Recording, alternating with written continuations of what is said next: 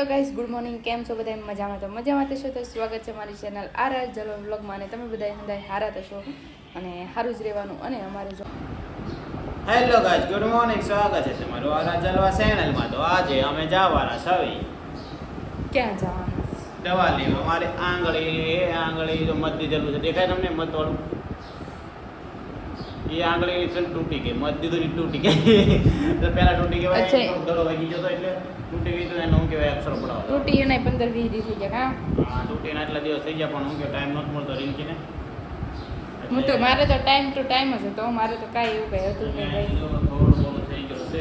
પછી હું કરવાનું છે? જલ્દી આજનો પ્લાનિંગ બતાવી દે બધાને.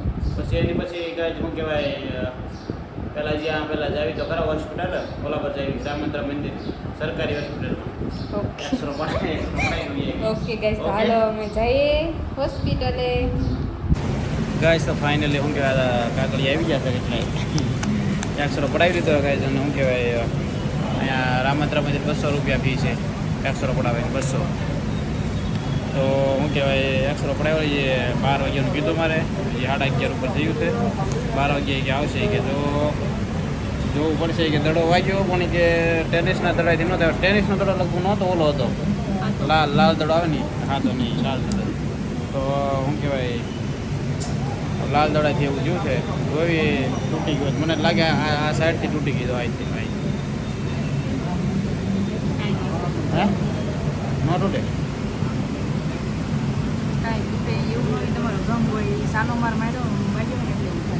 મને લાગે તૂટી ગયેલી છે આંગળી. લગાવી સમજાણું જોયું આપણે. હું કે તૂટી ગઈ હોય તો ઓપરેશન કરવું પડશે.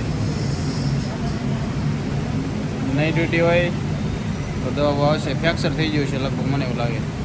કેમ લાગે તમને? મને પહેલાં હોજો સડી ગયો હતો, 20 દિવસ થઈ ગયા લગભગ. હોજો સડી ગયો હતો પહેલાં, પછી શું કહેવાય ઓલું થયું હતું. ધીરે ધીરે મટી ગયો, પણ દુખે તો છે જ તેજી. પહેલાં બહુ દુખતું હતો. જોઈ ગયા શું કહેવાય, અહીંયા રામચંદ્ર મંદિર. સપલા તમે આગા કઢાવે એવું જ નથી કે ચપ્પલ હે ચપ્પલ આમ કઢાવે ને કંઈ ભીના પગવાળા તો પાછળ એમથી રાજી જઈને એમથી પકડે નહીં. હવે હમણાં શું કહેવાય, મારો રિપોર્ટ આવે પછી તમને પાછા મળવી. એ અમારો નંબર છે આવડો. હે આ રિસીપ્ટ નંબર અમારો છે 1213. ગાઈઝ, અમારો લકી નંબર આવ્યો. શું કહેવાય, રિસીપ્ટનો નંબર અમારો લકી નંબર આવ્યો હે ને.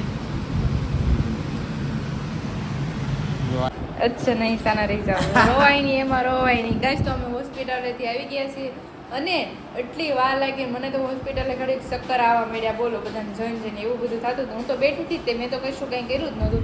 પણ આ જુઓ શું કીધું મંદિર રણજીતભાઈ શું કીધું કીધું છે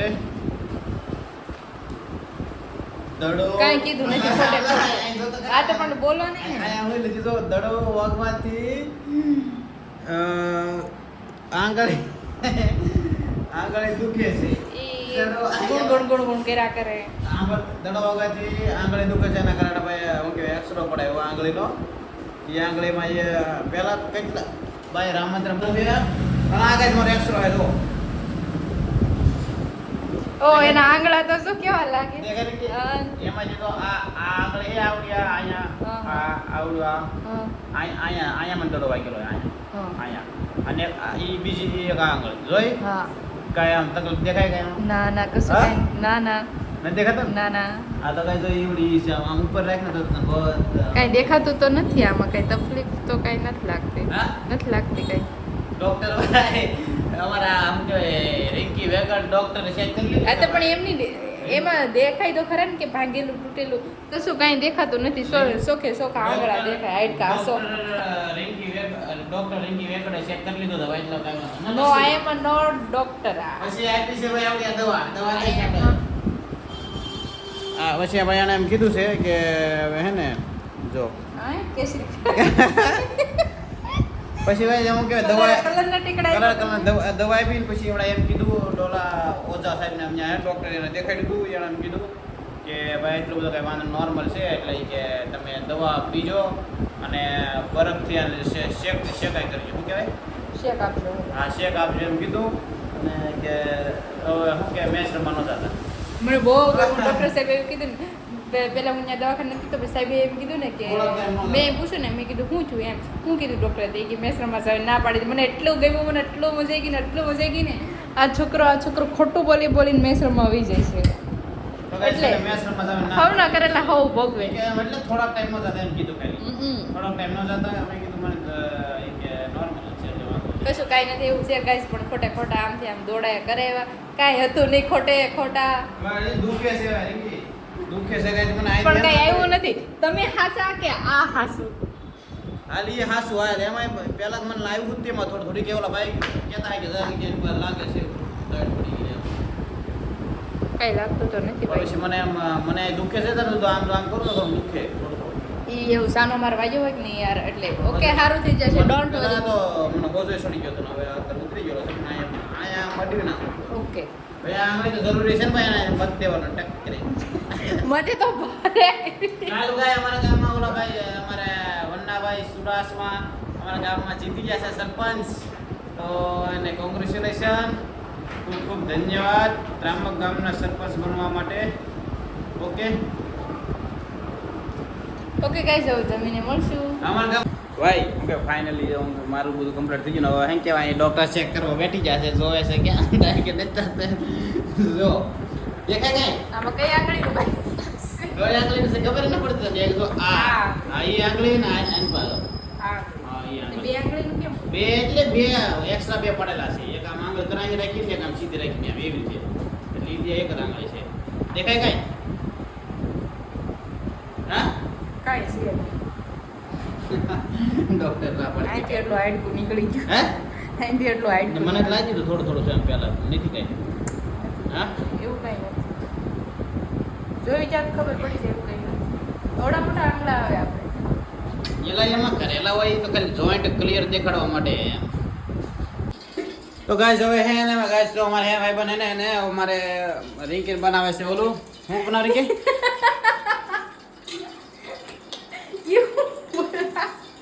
ये હું બોલા યાર તમે? કઈ નહીં કેતો તો હું બોલા હું ઘડીક માં હું આવ્યું કે જોટો બોટો તો ગાઈસ અમે હોસ્પિટલેથી આવી ગયા, આવીને અમે જો રસોઈ ત્રણથી બની ગયેલી હતી, શાક રોટલી હું તો ખાલી વઘાર નાખું છું શેમાં ભાતમાં. વઘારેલા ભાત બનાવીએ છીએ અમે, અને બપોરનું 12:30 થઈ ગયા છે. તો તમે બધા પણ આવો જમવા, રોંઢો કરવા, ખાવા પીવા. Okay guys. સાહેબ જો સલાડ બનાવવાનું કામકાજ કરી રહ્યા છે. સરસ મજાનો સલાડ કાપે છે, ડુંગળી અહીંયા પડી છે ને. કેવો સલાડ બનાવો તમે? એમાં શું જોવે? એમાં જો એક ખારસિંગ જોવે, ધાણા જીરું, મરચું, કોબી, પછી કાકડી, ટમેટા, ડુંગળી, બીજું કઈ? આટલી વસ્તુ જોવે. સલાડ ખાવાના ફાયદા? બીજું કઈ નહીં. સલાડ ખાવાના ફાયદા ગઢા નો થાય બીજી. હવે એવું કોઈ કીધું જાડા નો થાય બહુ પાતળા થઈ. હાજુ લીંબુ નાખવી, લીંબુ નાખવાનું. બીજું બસ એટલું જ, લીંબુ નાખવાનું. સવારમાં પોરમાં સલાડ ખવાય. સવારમાં પોરમાં સલાડ ખાવાનું ચાલ. ફટાફટ સલાડ બની નાખો, જમવા બેઠી જઈએ. હા ફટાફટ સલાડ બની નાખો, જમવા બેઠી જઈએ. બની ગયું તમારે સાથ? હા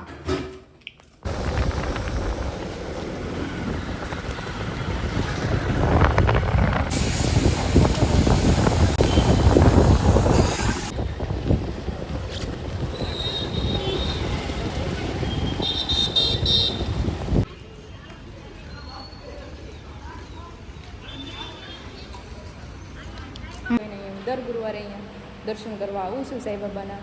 જો તમે પણ સાંઈબાબાના દર્શન કરી લો, અને મેં પણ દર્શન કરી લીધા છે. એવું છે, બહુ સરસ મજાનું એક મોટું એવું મંદિર છે, અને અહીંયા ઘણા બધા ભાવિ ભક્તિઓ આવે છે. હું તો જો કે દર ગુરુવારે આવું છું, તમને ખબર જ હશે કે હું દર ગુરુવારે આવું જ છું એમ. એવું છે. તો હાલો, તો તમે પણ દર્શન કરી લીધા, તો હું ફરતે પણ તમને બતાવું કે કેવું સરસ મજાનું છે, અને કેટલા બધા લોકો દર ગુરુવારે અહીંયા દર્શન કરવા આવે છે. એવું છે. તો તમે પણ જો અહીંયા ટોપ 3 નજીક રહેતા હોય તો તમે પણ આવી જજો અહીંયા ગુરુવારે સાંઈબાબાના દર્શન કરવા.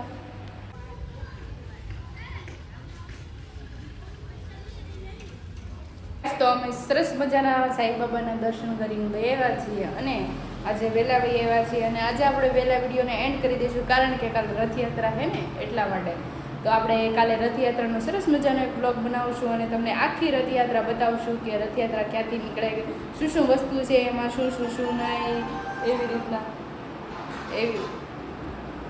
એવી રીતના બધું છે ગાઈસ. તો તમે શું કહે કાલનો વિડીયો તમારો જોવાનું ભૂલતા નહીં, કારણ કે હું કાલ પૂરી એટલે પૂરી રથયાત્રા હું તમને બતાવું છું. આપણે એવું લાગે ને તો વિડીયોના 2 પાર્ટ કરી દઈશું ગાઈસ.